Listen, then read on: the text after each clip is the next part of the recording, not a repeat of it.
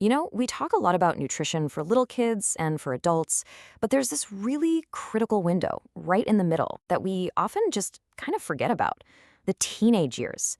It's a time of absolutely massive growth, not just for the body, but for the brain.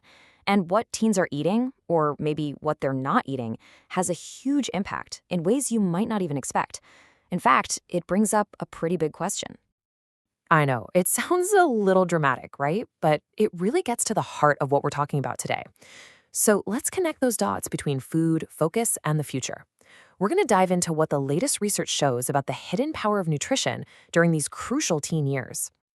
All right, so before we can even talk about solutions, we got to get a handle on the problem. And for teenagers today, the whole nutrition challenge is surprisingly tricky. It's a paradox, really.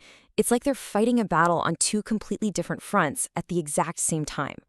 So on the one side, you've got the issue we all hear about: rising rates of overweight and obesity. But on the other side, there's this quieter, almost silent epidemic going on: micronutrient deficiencies. And what that means is a teen can actually be overweight and undernourished at the same time, missing out on key vitamins and minerals that are absolutely essential for their development. And this next number, wow, it really brings that hidden hunger to life. A major study in Qatar found that 26.4%, that's more than 1 in every 4 teens, were iron deficient. Just think about that. Over a quarter of teens are missing a mineral that is just crucial for their brain and body to function right. And this isn't just a one-off thing. It's really a snapshot of a global problem. Okay, so with a problem this big, where do you even start? Well, for a lot of experts, the answer is pretty clear. We've got to go to the schools. They are the front line, the one place where we can actually roll out large-scale programs that can reach thousands of kids all at once. But here's the thing, not just any school program will do. The ones that really work use what researchers call a multi-component intervention. And we're not just talking about, getting rid of the soda machines or adding a sad little salad bar. No, this is the whole shebang. Actively teaching kids about food, seriously upgrading the meals they're served, and getting them moving with physical activity. And when you look at the data, you can see exactly why this all-in approach is so important. A huge systematic review looked at all the different types of school programs. So you see here, just teaching kids about nutrition, yeah, it helped a little. They ate a few more veggies. The broader nutrition-friendly stuff was actually less effective at reducing body fat. But look at the multi-component interventions. They were the hands-down winner, hitting both goals: improving diet quality and reducing body fat. Now, I gotta be honest here, and the researchers were too. They included this very important warning. This is a really complex field of study, and they pointed out that the certainty of the evidence was often low. That doesn't mean any of this is wrong, not at all. It's just a reminder that this stuff is complicated, and there's no single magic fix. So while those big picture programs are super important, it's also really critical we understand the specific nutrient problems we're dealing with. So I want to zoom back in on that hidden hunger we talked about. Let's use iron as our example here, because it really shows what's at stake when we talk about teen nutrition.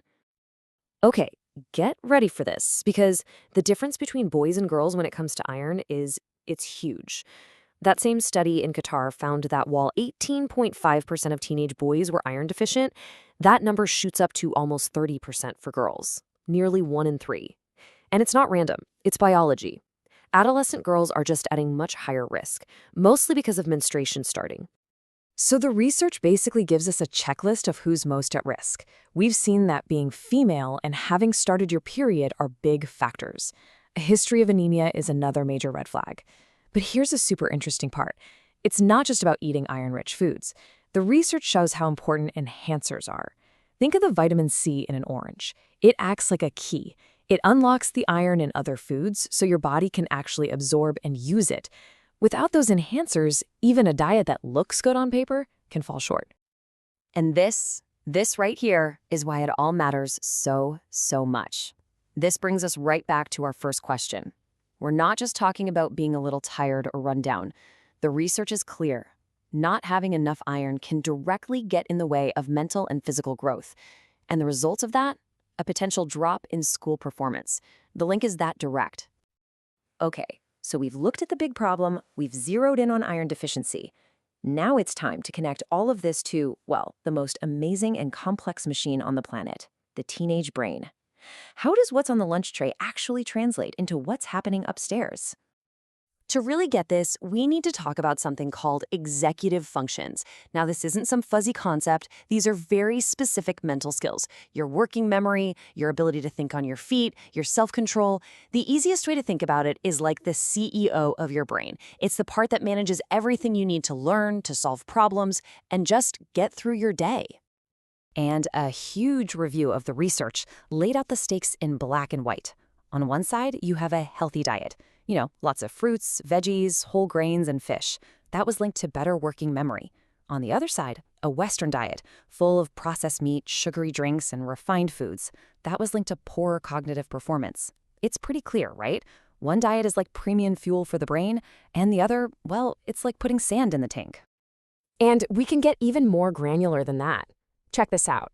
One study found that just swapping out the bad fats, the stuff in fried foods and junk food, for the good ones, the polyunsaturated fats or PUFAs you find in things like fish and nuts, that simple switch was linked to better working memory scores. That's a huge payoff for a pretty small change. All right, we have covered a ton of ground here, from the school cafeteria all the way to the frontal lobe of the brain. So let's boil it all down into a simple toolkit you can actually use based on everything the evidence tells us. Here are the 3 big things to remember. Number 1, recognize that it's a 2-part problem. It's about weight, sure, but it's also about that hidden hunger, like low iron. Number 2, support what works in schools. And the research is pretty clear that these big, multi-part programs are the most effective. And finally, number 3, it really comes down to food quality. More fruits, more veggies, more fish, more healthy fats, because that is literally brain food. Which really leaves us with one final big question. Look, the link between what a teen eats and how their brain develops isn't just a nice idea, it's a scientific fact. The food we give our kids isn't just building their bodies, it's quite literally building the minds that are going to shape our world. So the real question isn't if food matters, we know it does. The question is, now that we know just how much it matters, how are we going to choose to feed the future?